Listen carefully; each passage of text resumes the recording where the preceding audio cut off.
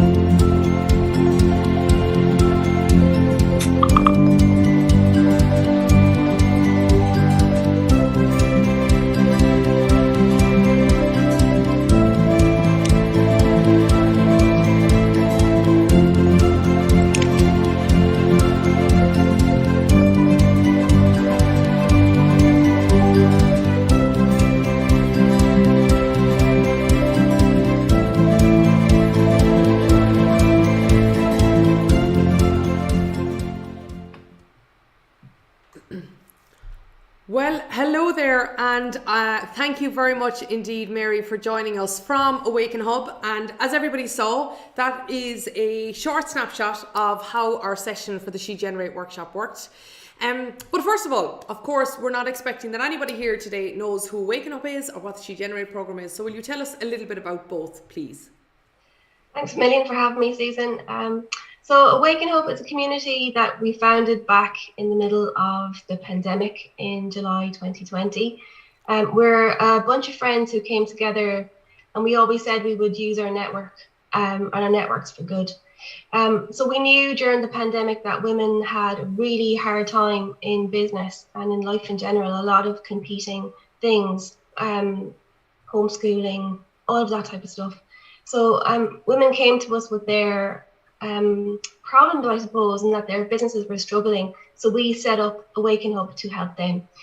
So AwakenHub is a community that is sector agnostic, and we help support women who have very early stage businesses and ideas to grow and scale their companies with like-minded women who have similar ideas and passions. And we bring in experts like you, Susan, who are big sisters, to guide and support. And as well as that, we look at developing, I suppose, programs in education. We're really passionate about that. So SheGenerate is what we call our accelerator light. And because we are an all Ireland community, SheGenerate brings together women from all over the island of Ireland, and over the period of 8 months, they develop their ideas and their strategies and their confidence, and they build out those businesses into, very viable, scaling, ready for investment, ready for more team members over the period of that time. And then after that, they're always members of our community, and we help them with their next steps. So that's it in a nutshell. Well, Mary, I mean, I've seen AwakenHub since its earliest embryonic stage. I remember the night at which the whole idea started off, and then of course watching it come to life afterwards. Like, as a group of people, it's interesting there you say that you use your networks for good.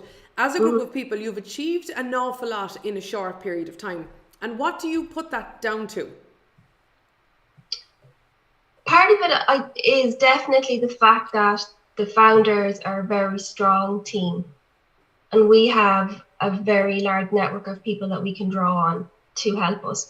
And we are very specific about what we do and what we are about. And as Sinead, our other co-founder, says, we are nice, and that sets the tone around here. And I think that's important. So it's a very welcoming, open space for collaboration, for conversation, and to ask that tricky question that many people might not have another peer to go to. Because a lot of people in our community, they might be the first person in their family or their locality to actually start a business. So who do you go to when you don't know who to ask? And we provide that sounding board. Also, it's need, Susan, as you know, the actual demand for what we do, we are constantly amazed as well.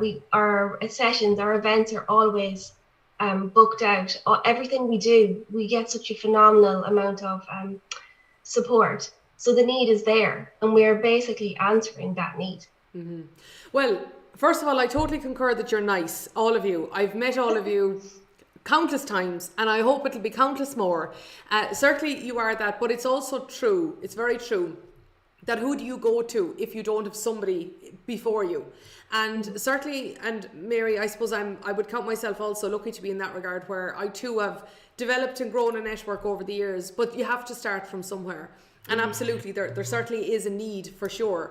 So can you tell us, when it came to SheGenerate and the creation of SheGenerate, as you mentioned, that's an accelerator light. It's distinguished from the community, and then people get absorbed into the community. Was there much demand for SheGenerate itself? Hugely. This is our second year. Last year we took 56 participants. This year we have 33. We interviewed every woman who applied, and anyone who didn't get a place on the program. We were absolutely heartbroken not to be able to offer everyone a place. So it's hugely competitive. But we made sure that any feedback we gave each woman founder, that it had very actionable, practical steps that they could take next, and how they could be members of our community and get the value that they need.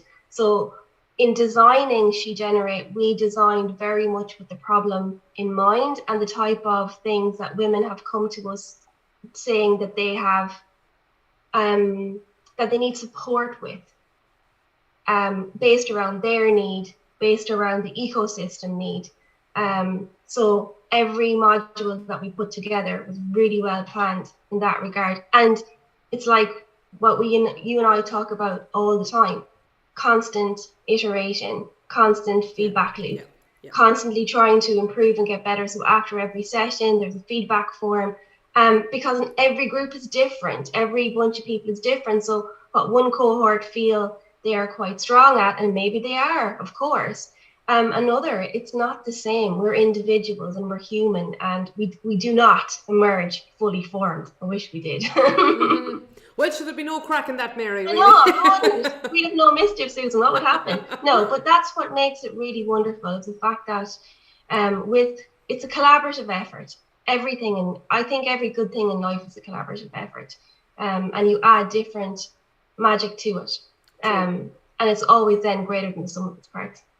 Well, yes, of course, and being greater than the sum of its parts, and there are brilliant parts, let's just say, in AwakenHub, but also that tight feedback loop, and as you say, that constant iteration. I'm very much a believer of that, Mary, for sure. Which brings us very nicely to the session that you kindly invited Active Peers AI to come and take care of. So I got the message from Sinead, who has already been mentioned today, and then where we started off with this idea was the title of today, which is flipping the switch from personal skills into entrepreneurship. So in essence, just as people saw in the video, we used a survey, we collected data from your participants, we asked them what they felt they were strong on, what they wanted to learn more on, we matched them together, we sent them into tailored breakout rooms with a prompter, and then asked them to document their feedback as they went along. So can you share your side of that experience, what it was like for you to watch this unfold?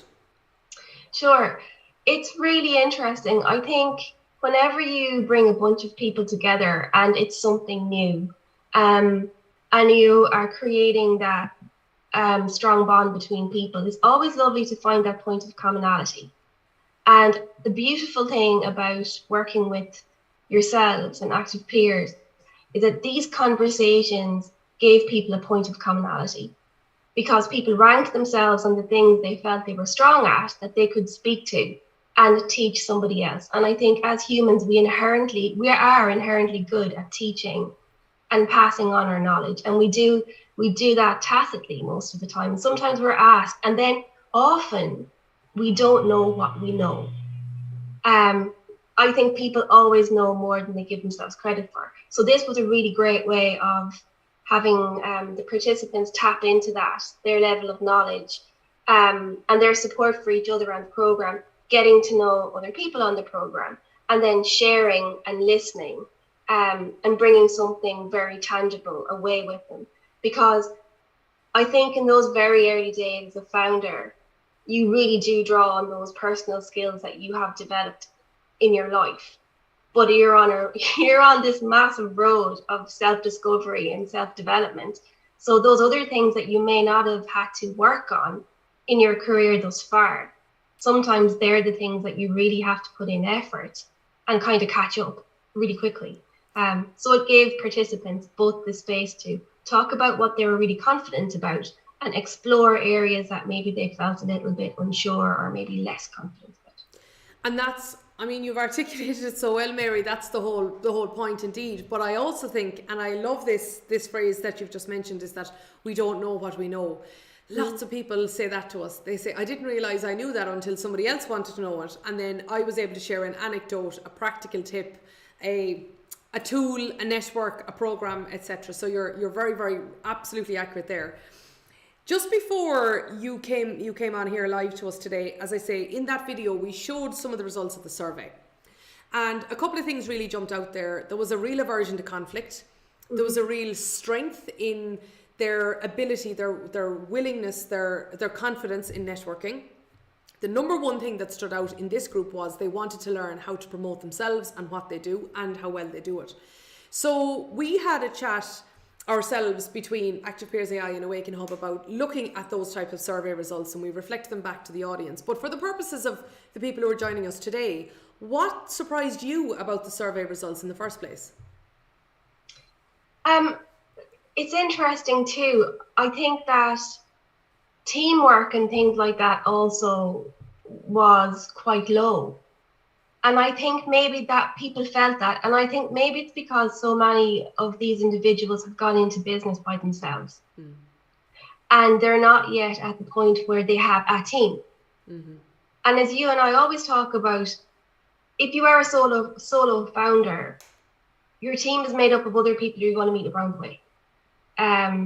Be it somebody that you bring in to do a bit of design, or somebody that helps you build a website or whatever.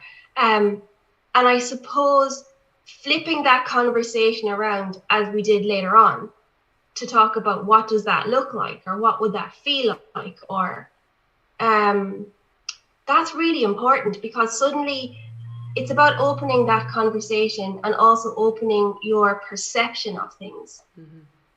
because you're in a different space now. Because the space of a founder, you're the instigator. That motivation piece has to come from you.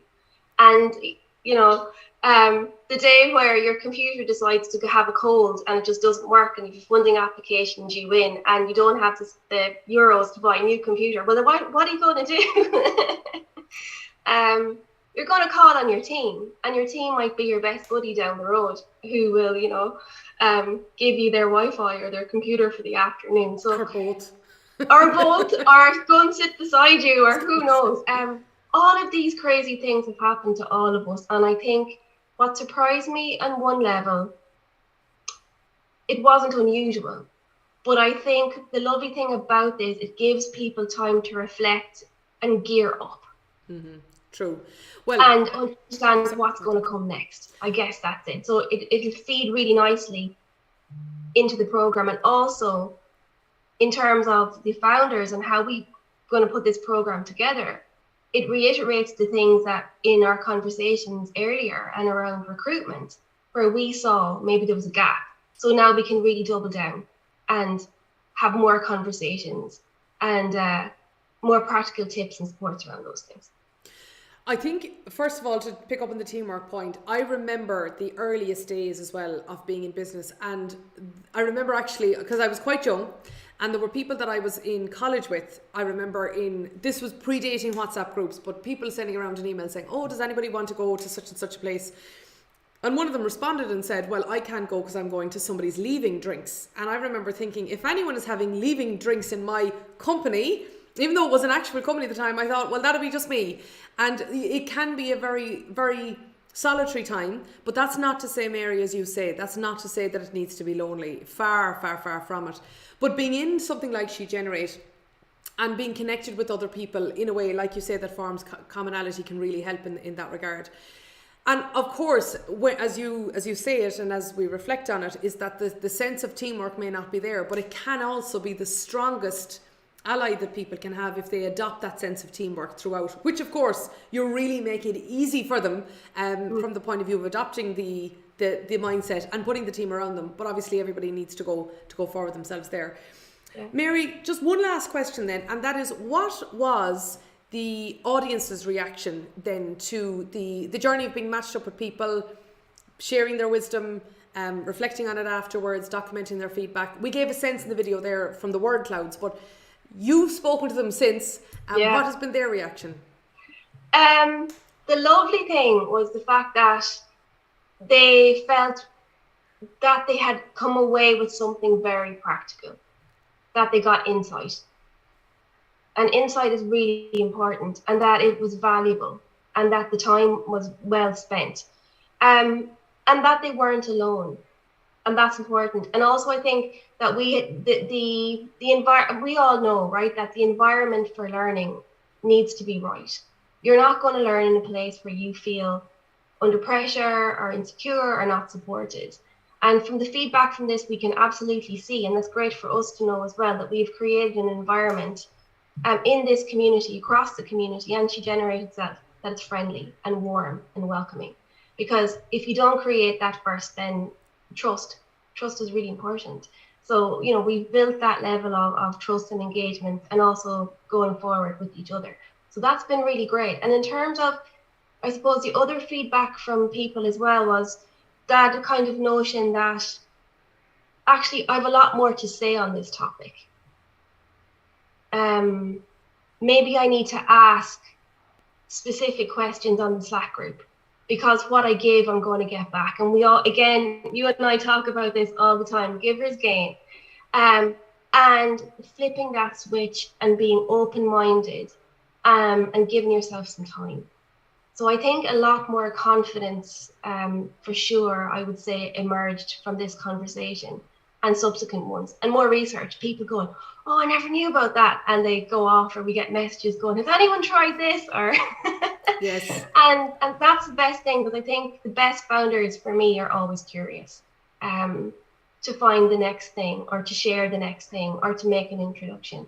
And it's about also setting off on the right foot and being there for each other too. And of course, this particular session that you had invited us to run was the very first one, which, and again, in that introductory, or in that email that I got about running that first one, it was very much designed in that regard. This is going to be the start as they flip that switch and move forward.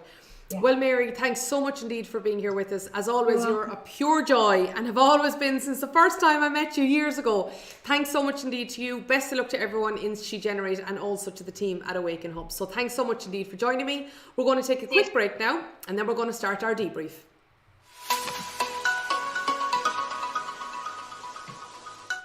Well, Eva, in fairness to Mary, I mean, every time I meet that lady, she is hugely positive. She has the biggest, kindest heart, and she truly does. She truly puts her clients where she says she puts them, which is top of the pops indeed. So let's maybe start off now and let's have a conversation ourselves around what we took from Mary in that conversation. Yeah, for sure. I think it was such an insightful discussion that you had with Mary and Susan. Like, you both discussed different aspects of the session, including like female networking, tapping into her knowledge. I especially liked the part where she said like people always know more than they think that they know. And I think that's especially true. Even for like me, I always don't know what I actually know until someone asks me and I'm like, oh yeah, I actually can help you with the problem. But I wouldn't have known that unless someone had put that out there first. Well, I mean, personally, Eva, as I have gotten to know what you know, believe me, I think you do know an awful lot more. And just a shout out as well to everybody who's viewing us today, whether it's live or recorded. Eva designs all of this series and she designs the videos and she does huge preparation and she has done all the production research. So just in case anyone was wondering who makes this happen, it is the woman here that is to my right. I think that's the way it looks here on the screen anyway. So definitely you deserve that accolade for sure. Yeah, thank you, Susan. But anyways, now we can finally move on to the exciting part, which is the Q&A session. So just want to let the audience know that if you haven't submitted questions for the Q&A session already, you still have a chance to do so by typing them in the live chat. We have already gotten our first question, which is, what personal skill have you observed to be the most important to cultivate for success as an entrepreneur? Oh, wow. Well, first of all, thank you very much to the person who sent that in. That's a tough one, and the reason I tell you that I feel it's tough is not because it's hard to answer, but because I think it changes all the time. So if I can, I might just answer that with three different skills, and I'm going to show you why I would pick them and why I wouldn't just pick one. I think resilience is one, and I think you need a lot of resilience in an environment when times are tough. And times can be tough, Eva, not just when, let's say, things are difficult in the economy or times when it seems that tough times happen. Times can be tough when you're too busy. Times can be tough when you're having issues with a staff member. Times can be tough when you don't know where to go. Times can be tough when everything's going fine, but it's just not exciting anymore. And in all of those environments, it can be very difficult to complain. It can be very, like, if you're too busy, it's very difficult to complain about being too busy because people might have to look at you and say, oh, well, I'd love that problem. But when I say too busy, then that is the universe telling you, okay, you need to scale up, you need to be better, etc. But all of that takes resilience of sort. The second one is what Mary mentioned, is curiosity. I think you need to be really hungry, really, really hungry to understand customers' problems. You need to be really hungry to know what excites your staff member, like what really will help them love their job, help them develop all the more. And of course, if they develop all the more and they love their job, it's more likely they'll stay with you. But it should never be just about that. It should be about every person who works with you is a person who themselves deserves a great career in their own right. So I think that sense of curiosity really matters. The other one is actually, I often surprise people by saying this, and I think I'm the only person that I've heard say it, but that's not to say other people don't think it organically, and that is enjoyment. I think you need to learn how to enjoy running your own business, and it can be relentless focus on the next thing, the next to-do list. Like today, as I say, we're live here, it's Friday.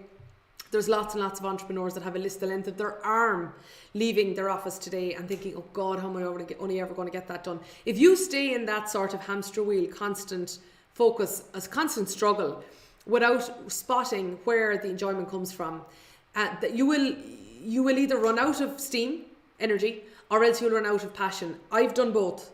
They're both scary. And I think it's important to genuinely learn how to experience more joy in what you do. And that's the root of personal sustainability. That's really insightful, Susan. So according to you, we need to have resilience, especially in an environment when times get tough. We also need to be curious and hungry to learn about our staff members and customers, and also, most importantly, according to you, is enjoyment. Yep. And learning how to enjoy running your business. Mm-hmm. Those are some great tips. Now, our next question is, where can entrepreneurs learn from others? Okay, well, I thought Mary again brought up an interesting point about when you don't have a team around you. And so where do you go? I may not be able to turn left or right. Like, I'm lucky, Eva, that you're a part of our company, whereby I can turn to you, and often do countless times a day, to ask you for your insight or your knowledge. But what happens indeed, or where can you go as an entrepreneur? Okay, well, first of all, let's just break this down in terms of the flexibility you have to reach outside your organization. So as Mary mentioned, there are networks like AwakenHub, and I have been part of lots and lots of networks over the years. In fact, the AwakenHub founders, I know them all because of other respective networks that I've been in over the years. So first of all, I would say is going to networking events. It can be a great way to learn from others. Now, what if you live maybe in a part of the world where there isn't an awful lot of that organised, or with other commitments like maybe old elderly parents or children, etc. It's not easy. Sometimes, you might laugh at me now when I tell you this, but sometimes what I do is that I will watch a TED Talk, or I'll watch something where I feel like I am going to that event and I'm going to be like having almost that one-to-one conversation. I'll give you two examples. I read the book, The Airbnb Story, and in my mind, I was having that one-to-one conversation where I was drinking in the knowledge from Brian Chesky about how he built that. Brené Brown has a concert that's on Netflix. I watched that, and it was in my mind, I was like, okay, I'm sitting and having a chat for the afternoon with Brené. Is that sometimes you don't need to meet a person or see a person in order for you to have that one-to-one time with them. Okay, admittedly, it is one direction, but that's not the point. And then the other thing I would say as well is there's libraries, Eva. There's libraries of content all over. I listen to podcasts quite a lot. I listen and I watch YouTube videos as well, and I do a range of other things. But I just give one example here, a very practical one. Right throughout the summer, I definitely wanted to learn more about customer and user journeys. And it's not that I was new to this, but I felt that my understanding and my knowledge and my applicability was out of date. So I wanted to start again, and I wanted to challenge the assumptions that I had learned, and I wanted to see new ways of doing it and everything. So I subscribed for free to a YouTube channel by a UX Academy in South Africa. And as I was walking towards the office in the morning, I would stick on the headphones and I'd be listening to the YouTube, and then I'd go back over the visuals of it then when I got into the office. And then that's how I upskilled on that. And in my case, again, because I'm lucky, like you, that we do have a team around us, I knew enough then to ask the questions to put that then to other people. So I would say, there's lots of places to be there. You don't have to always get somewhere. Getting somewhere is great, and meeting other people, of course, is brilliant. But there's ways you can reverse engineer that. Yeah, that's definitely true. When you were talking about networking events, I also thought about online networking events. I think since the pandemic, there has been so much more online events which like transcend the geographical location. So even though you can't physically go to an event, there could be some international networking events that people can still join. Good advice, Eva, and perhaps some that you've taken yourself. Great to hear. Great to hear your respective feedback too. Yeah. Okay. And then someone else asked, if entrepreneurs are getting started in their own business, they might not have peers to reach out to. So what do you suggest they do? Well, I mean, that's exactly the point Mary brought up, and that's the reason why she also respectively mentioned that SheGenerate and AwakenHub have a very significant demand. Okay. For a start, Eva, I've been in this world. I've sat in that seat and I've stood in those shoes, because there was a time when there wasn't a you in the business and there wasn't the other people in the business that we have today. So I did start. Now, I always had a co-founder, namely my husband. So I always had a co-founder, so I was never on my own. But I certainly did feel lonely at the beginning. And what I did, first of all, was I reached, just like you're describing there, is I looked up various different events that were happening. But what I will say, and I think you might share this experience, is what I did find is that I needed to simply find ways of connecting with people with similar interests. Like my interests, of course, were business. But I also, my own society, I'm a CFA, I'm a Chartered Financial Analyst charter holder. So I was going to events like that. There was various different, whether it was like women in business generally or women who wanted to accelerate their career. I was part of that.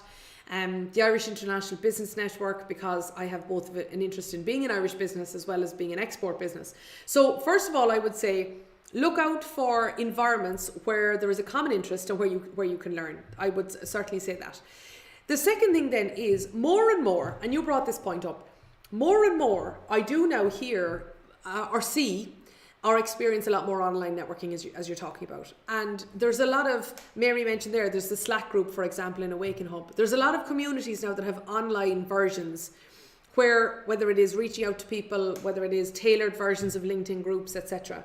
So also, like one of the things that I do, and I'm a big advocate of it, is that I participate in the NASDAQ Entrepreneurial Center. And that's where I connect with mentors who are mentoring me from all around the world. So we have a superb woman in Australia. I have two in Florida, people who I check in with every now and again based on a specific need that I have, etc. And that is, to take your point, that is online networking. They're not part of the company. They're not where I am. I haven't stumbled across them anywhere. That is, so I would say both in-person networking and online networking, and also of course social media is always brilliant as well, to feel part of a community with that kind of lighter touch.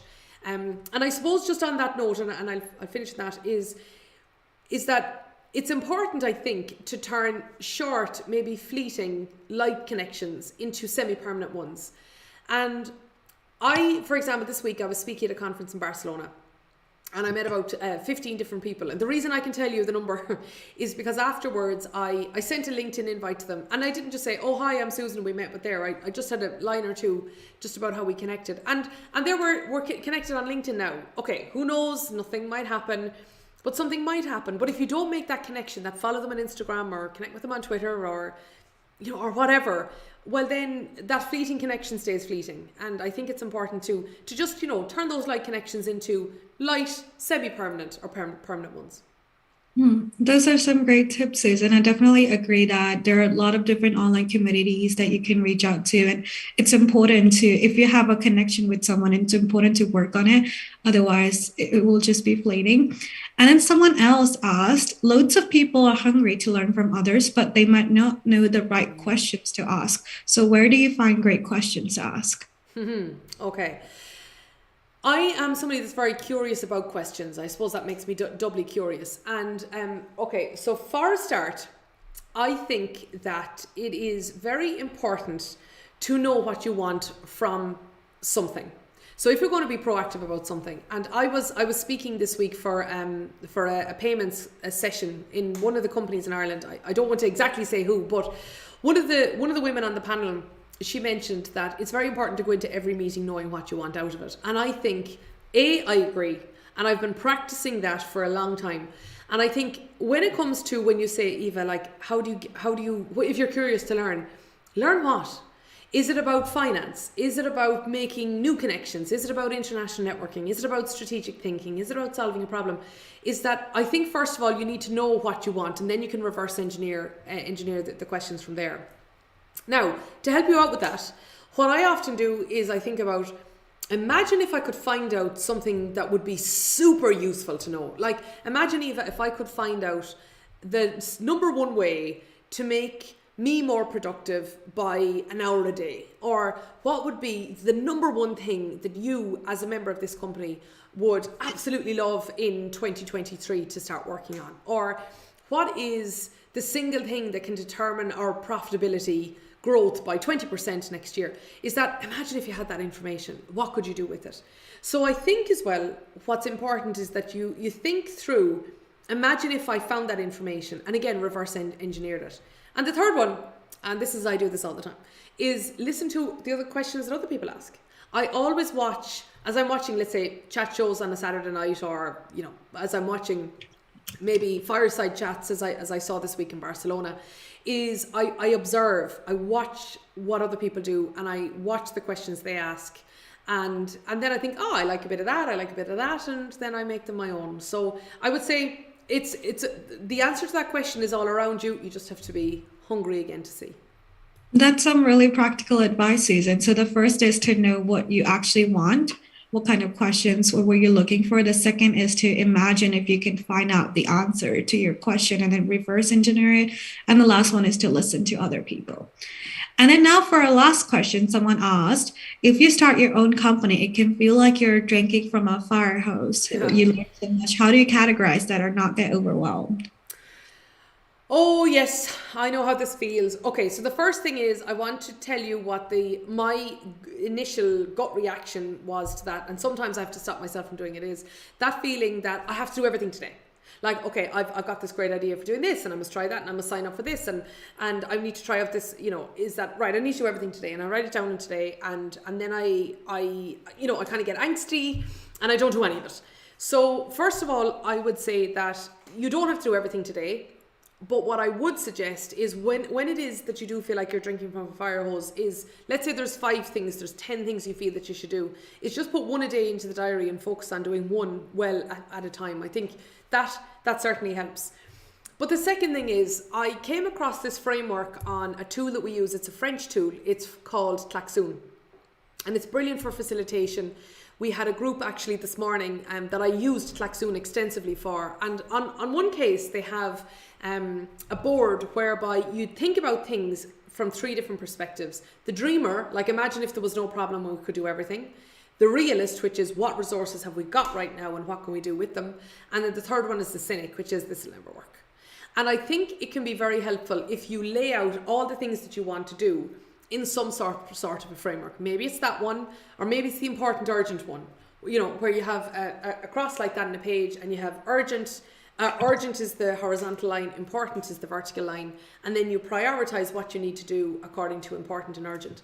And then the third thing is what I've already said, it's one word, which is prioritize, is then take action according to what can be most impactful and urgent at the time, and that can have the biggest impact. And then, Eva, I also want to mention that it doesn't stop. That drinking from a fire hose doesn't stop. Now, I suppose it could, but it doesn't stop for me. I feel like every day that there's a bazillion things I could be doing, but I love that. I love the dynamism for it, and I love sharing that dynamism and enthusiasm with other people in the team as well. So the techniques that I'm talking about there using, they're techniques that you can use again and again and again, whether you're a student in college, whether you're a CEO, whether you're someone getting ready for a wedding or someone moving house. Those frameworks work, but prioritize. And again, back to the first one, enjoy it. That's personal sustainability, enjoy it. Amazing. Yeah, I definitely do agree that you have to prioritize. And I think that even doing a little bit every day is better than not doing anything at all. So as long as you're getting started on it, it should be good. So unfortunately, Susan, that's all the time we have for the Q&A session today. So we're going to end it right here. It was really nice to have you with us today, Susan. I'm sure our audience has found the Q&A session as helpful as I have. And thank you to all of our audience for taking the time out to join us in our YouTube Live, and for all of your amazing questions. Active Peers AI is looking forward to seeing you again in our future live streams. Take care and goodbye, everyone.